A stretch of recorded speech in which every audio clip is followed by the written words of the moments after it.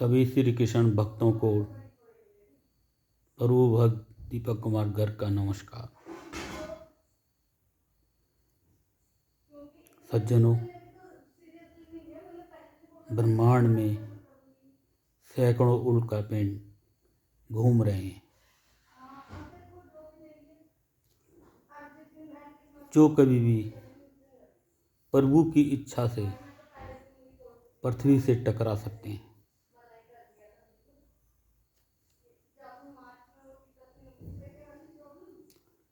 महामुनि गर्गाचार्य जी ने गर्ग संहिता नामक एक ग्रंथ लिखा है।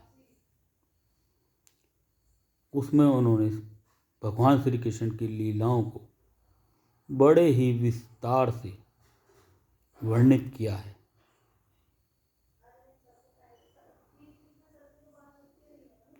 उन लीलाओं में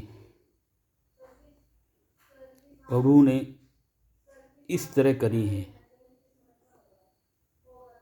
कि ऐसा लगता है कि उसमें कोई न कोई अर्थ छिपा है। मैं बाल रूप से प्रभु श्री कृष्ण भक्त हूँ।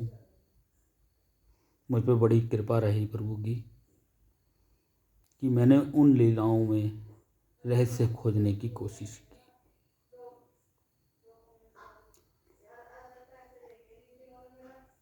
क्योंकि मैं हमेशा ये सोचता था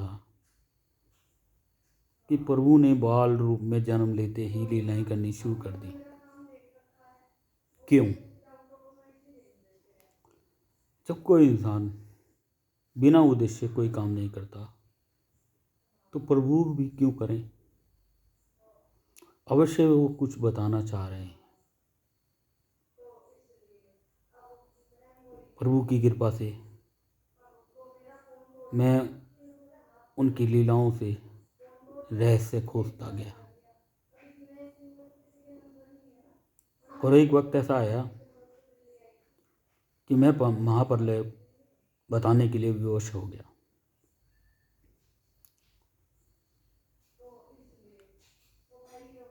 साथ ही मैंने प्रभु की अनेक लीलाओं में से रहस्य खोजा। गर्गाचार्य द्वारा जो लीलाएं बड़े ही विस्तार से बताई गई, उनका सारांश भी किया ताकि लोग आराम से पढ़ सकें, उससे ज्ञान ले सकें।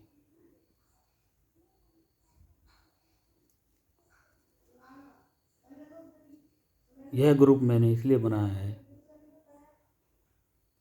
कि आप लोग भी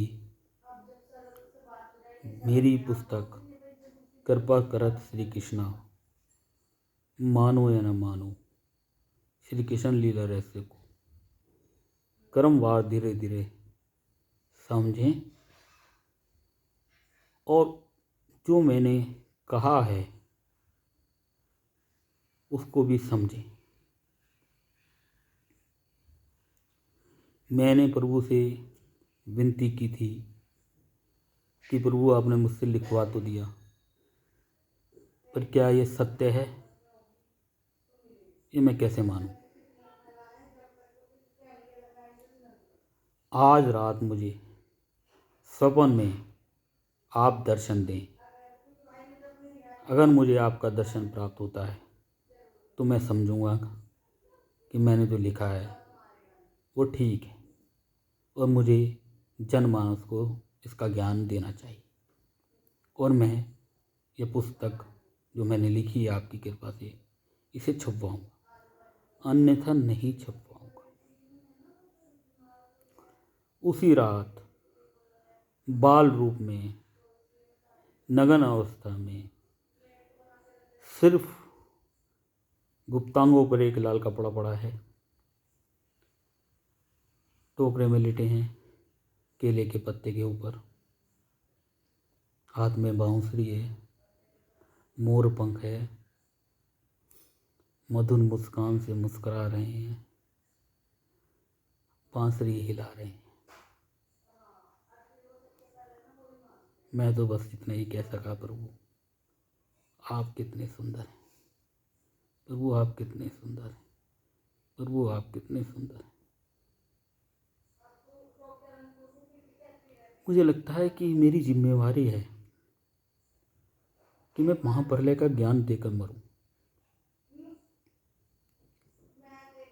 क्योंकि महाप्रलय अनेकों लोगों को मार देगा, लेकिन अंतरिक्ष में कैमरा लगाए हमारे वैज्ञानिक यह भी बताएंगे कि अब उल्का पिंड आ रहा है, इससे हमारी धरती को खतरा है। इससे फायदा ये होगा, वैज्ञानिक जो वक्त बताएंगे उस वक्त पर प्रभु भक्त समाधि लगा के प्रभु का भजन करेगा और मौत प्राप्त करके सीधे गोलोक चला जाए। ये तो शास्त्र भी कहता है, अंत समय में जो प्रभु का नाम लेता है वो गोलोक जाता है, वैकुंठ जाता है। तो दोस्तों, रोज प्रभु की लीलाओं का आनंद लें और डरे नहीं महाप्रलय से। इससे मुक्ति प्राप्त करना सरल है।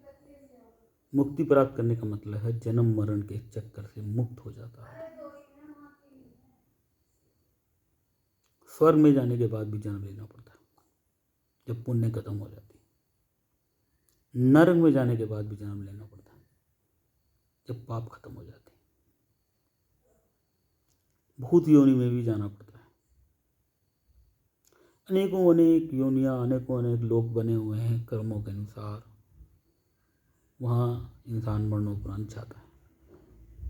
सिर्फ एक गोलोक है, वैकुंठ है, जहाँ जाकर आदमी वापस नहीं आता, प्रभु के सेवक बन जाता है, प्रभु का सखा बन जाता है, प्रभु के साथ हंसता है, खेलता है।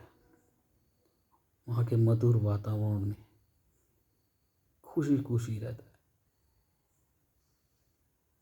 अतः सभी को चाहिए कि वैकुंठ सभी जाएं, जाने का प्रयास करें, प्रभु से विनती करें कि प्रभु अगर हमें कुछ देना है तो हमें अपने पास बुला के, जब भी बुलाओ वैकुंठ में ही बुलाना, ताकि हमारा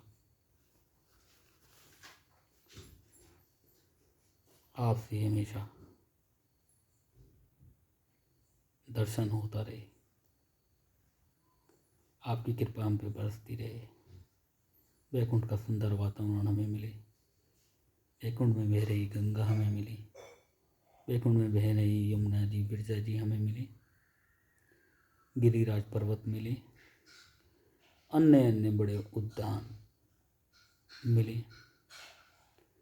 अनेकों सुख मिले। पृथ्वी का सुख तो वहाँ के सुख के बराबर लाख गुना कम है। स्वर्ग का सुख भी लाख गुना कम है। यहाँ हम कितना भी सुख प्राप्त कर लें, हमें कभी शांति नहीं मिलती। शांति वहाँ मिली। इसलिए मेरे भाइयों, बहुत बहुत शुक्रिया जिन्होंने भी ग्रुप ज्वाइन किया है। मैं पूरी कोशिश करूँगा कि अब धीरे धीरे मैं लीलाओं का वर्णन करना शुरू करूँ। आप सब लोगों को मेरा स्नेह भरा नमस्कार। धन्यवाद।